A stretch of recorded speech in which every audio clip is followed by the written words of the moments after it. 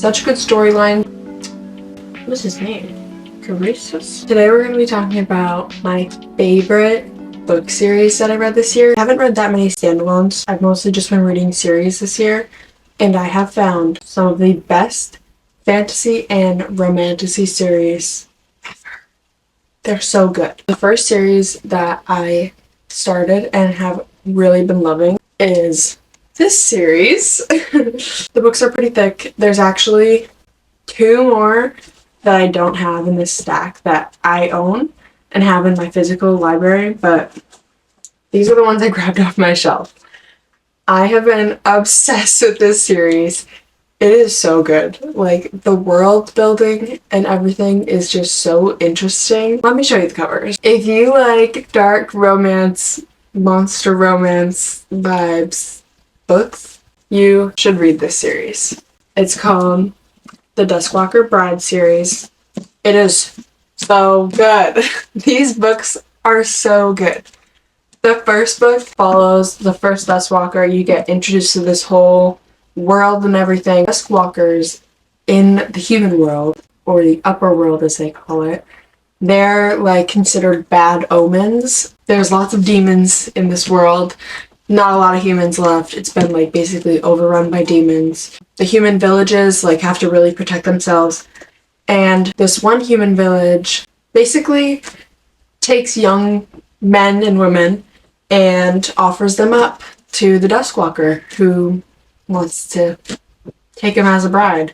Someone to care for, someone to love. That's what this Duskwalker was looking for. And all the other ones had died. But in exchange for this village giving over someone, they will get a 10-year protection circle, like from the demons and everything, so nobody will like get hurt. That's how they come across each other in this book. Obviously, they fall in love. She becomes his bride, and you get introduced to other characters in the books. And every time you get introduced to a new character, they're just so sweet and lovable. And like this one, he's kind of stupid, but like you still love him because he's still learning. This is the third one. I really enjoyed this book. This whole series is so good. Each book you follow another Duskwalker and their prospective bride or whoever their companion is. I'm on book 5 right now, I think. I love interconnected series where I get introduced to new characters while you're reading one book about a certain set of characters, and it just makes you excited to start reading about the next one. The one I'm reading right now is so freaking good. There's actually another book that's going to be coming out at the end of this year or early next year, and I'm for sure buying that because I cannot wait! Oh my god. We got introduced to... I don't want to spoil anything. It's not like a spoiler if you read the beginning trigger warnings. They have a baby, and in the book after this one, so book 5, you meet their baby when it's like grown up. It's crazy because their baby is not the typical Duskwalker, and I'm so excited to see how their story plays out. If you like monster romances, dark romances, yeah. If you like dark romances, you'll like these books. They're really good. Okay, the next series I started reading, which I kind of started reading out of order, is Once Upon a Broken Heart series. I started reading this book first because this one sounded more interesting than the first book of the Caraval series. I'm actually currently reading Legendary, the second book of the Caraval series, and it's really good, but I like this series more. This trilogy? Yeah, I think it's a trilogy. I loved this trilogy. I read it in literally 2 days. I started reading this in the morning. By the end of the night, I had started the second book. By the next morning, I had finished the second book, and I went to Barnes & Noble and bought the third book. I just freaking ate this series up. Like, oh my god. I could not stop reading. I could not put this book down. This whole series, like, was just so good. There is kind of like a love triangle further into the series. I didn't like that part, but everything else, so good. So freaking good. The next series that I read, which I had never read before, I had not really heard many people talking about it. I'm just not on that side of TikTok or BookTube. I'm not on it. But, oh my gosh. I don't even know how I found these books, but I did. I was probably looking up series and was like, oh, this looks good. And then I looked it up and was like, oh my god, that looks amazing. And I didn't grab all the books because there's like 9 of them. So I just grabbed a few. This series is so good. Oh my god. Nobody told me to read this sooner, and I wish they did. I wish I read this like 10 years ago. If teenage me read this, I would have died. Like, I literally would have lived only for these books. I would have read it a million bajillion times. But I was reading Percy Jackson. Which isn't a bad thing, but like, I could have had this. And this is so good. This is the Shatter Me series. If you are a fantasy girly, read this series. The way this series is written is really interesting. It's all by the main character's thoughts, so it can get kind of confusing. No one knows why Juliet's touch is fatal, but the reestablishment has plans for her. Plans to use her as a weapon, but Juliet has plans of her own. After a lifetime without freedom, she's finally discovering strength to fight back for the first time and to find a future with the one boy she thought she lost forever.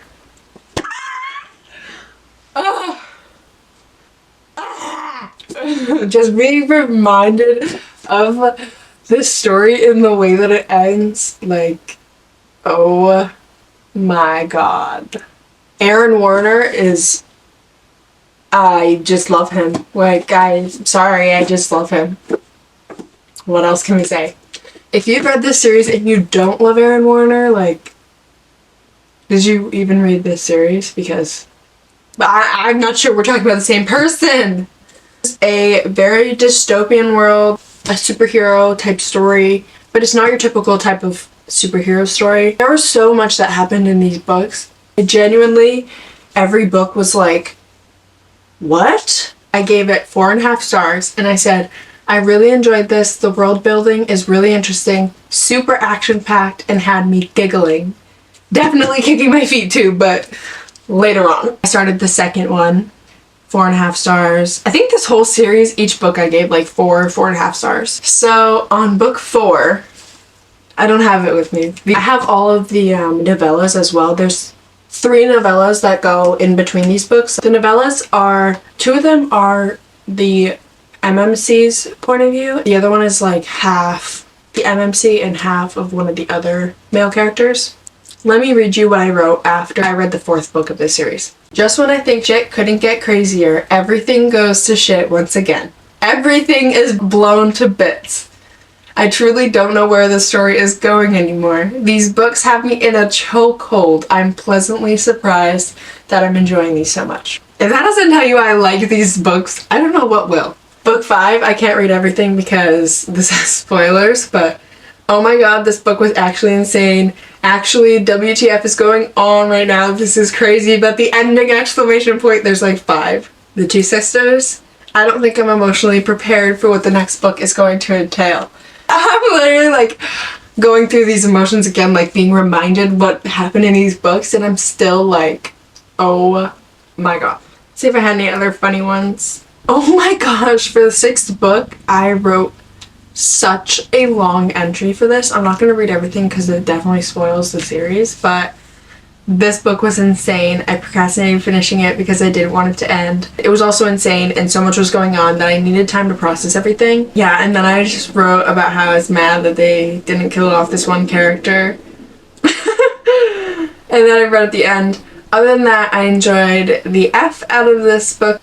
You guys just gotta read this series. It is, so good. It was so good. And then for the last book I wrote, this was really good. The ending was perfect. I love this series. It's so good. If you're questioning whether to read this series, the answer is yes. Read it immediately. You see that? Read it immediately. If you haven't read this series, you should start it. The next few books I listened to on Audible. I listened to the Halfling series on Audible. The first book is called A Broken Blade, and it was so good. This series is about Kira, who's a killer. She's the king's blade. She's the most talented spy in the kingdom, king's favorite assassin. Very much like Assassin's Blade vibes, if you read that. Very much that kind of vibe. She's forced to hunt down a masked menace. She crosses into the magical lands of the Fae, trying to discern if her enemy is mortal, elf, or a halfling like her. But the Faeland is not what it seems. Kira is shocked by what she discovers. As she searches for answers, Kira is haunted by a promise that she made long ago, a promise not only to save herself, but an entire kingdom. If you liked Assassin's Blade, you'll definitely like the series. The Shadow Crown is the second book. I've read the first 3 books. I rated these 4 or 5 stars, each depending, but I really liked this series. It really reminded me of other books that I've read, but I don't always mind that. I think it was kind of like the best of all those types of books, like Assassin's Blade, ACOTAR vibes, and a lot of the other books I've read recently, which are like Fae, Fairy, Elf books, all those types of books. And if you do too, then you'll probably like this series. Another series, definitely same vibes as ACOTAR, was A Court This Cruel and Lovely, which is the Kingdom of Lies series. It's not the same as ACOTAR, it's definitely different, but the same, it's got basically the same name. A Court This Cruel and Lovely, A Court of Thorns and Roses. I gave most of the books in the series like 4.5, 5 stars because they were really good. Again, it's another one of those books series that's like reminds you of other books you've read, but I don't mind that. I don't have much to say on these. The ones I listen to, I feel like don't sink in my brain as much. I just don't know how much to say without like spoiling it, and I don't want to keep on reading the description. Another Audible read that I haven't seen many people talk about is the Bridge Kingdom series. Oh my god. That series is so good. I'm listening to the 5th book right now, and it is chef's kiss, so good. The first one is called The Bridge Kingdom, and the description is: a warrior princess trained in isolation, Laura is driven by 2 certainties. The first is that King Aaron of the Bridge Kingdom is her enemy, and the second one is that she'll bring him to his knees. The only route through a storm-ravaged world, the Bridge Kingdom enriches itself and deprives its rival, including Laura's homeland. When she's sent as a bride under the guise of peace, Laura is prepared to do whatever it takes to fracture its impenetrable defenses and the defenses of its king. She infiltrates her new home and gains a deeper understanding of the war to possess the bridge. Laura begins to question whether she's the hero or the villain. Very good enemies to lovers series. The first 2 books focus on Laura and Aaron and how they go about it. The 3rd and 4th book focus on Zara and Cassius? What is his name? Carusus? Cassius? Caruso? For book 3 of the Bridge Kingdom series, called The Inadequate Heir, I wrote, this book was so good, I really enjoyed this series so far, but this book was definitely my favorite.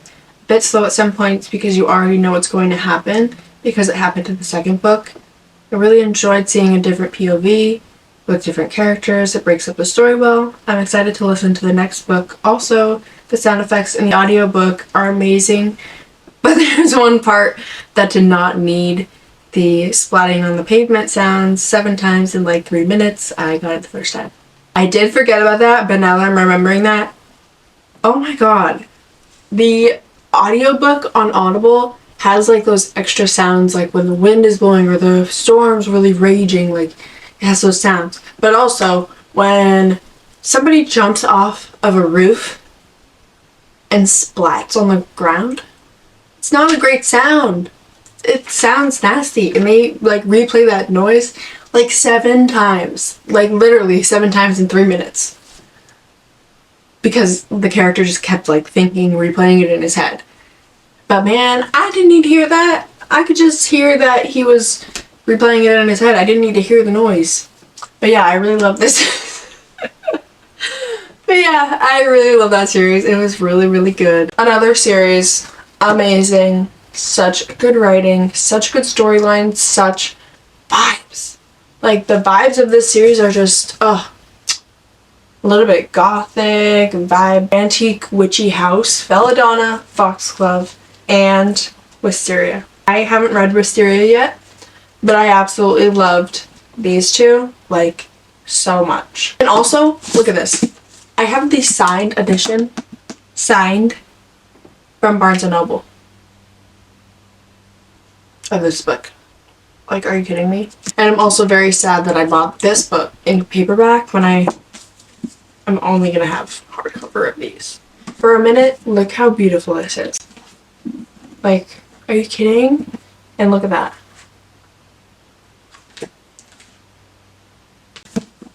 So that's the second one. And like, the paperback is fine. It's like soft, but like, I want it to be pretty.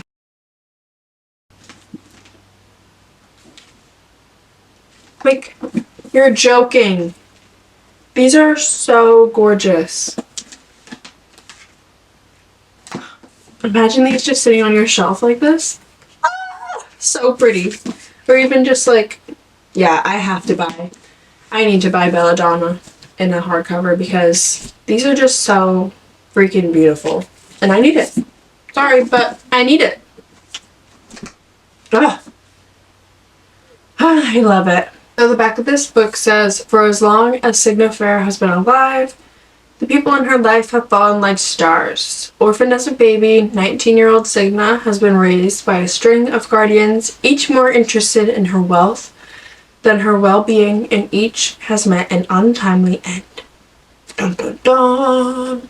Her remaining relatives are the elusive Hawthorns, an eccentric family living at Thorn Grove, an estate both glittering and gloomy.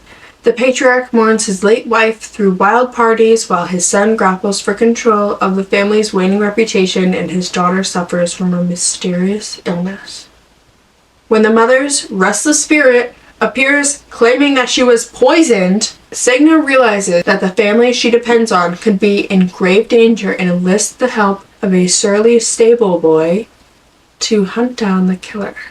However, Signa's best chance at uncovering who the murderer is in alliance with Death himself, a fascinating, dangerous shadow who has never been far from her side. Though he's made her life a living hell, Death shows Signa that their growing connection may be more powerful and more irresistible than she ever imagined. Basically, she falls in love with Death. And I loved it. She falls in love with Death. He helps her find the murderer. It's like murder mystery vibes. Then the second book, oh, it was just so good. You start getting introduced to the character who this book is about.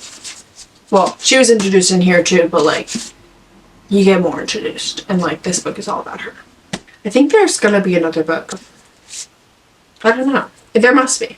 I haven't read this one yet, so I don't know if it's like gonna hint at another one, if this is the last one, but I just love the series. I hope there's another, because these are just so beautiful. Okay, editing me coming in to say thank you so much for watching my video. I appreciate it so much. I'll be talking about more of my books very soon, more of my favorite ones, standalones, everything.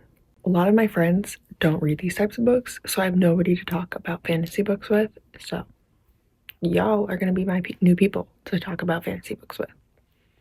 And just everyday stuff. Thank you so much. I appreciate you. Bye.